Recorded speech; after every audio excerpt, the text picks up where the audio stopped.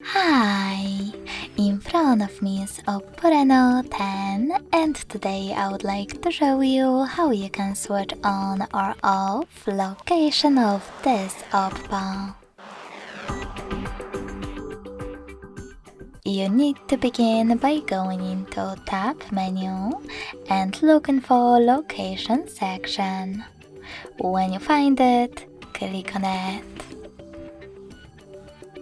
As you can see, mine is blue.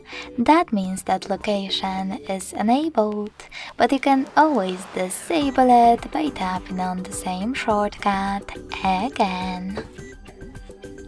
You can also go into Devices settings and instead of using a shortcut, scroll down and click on Location.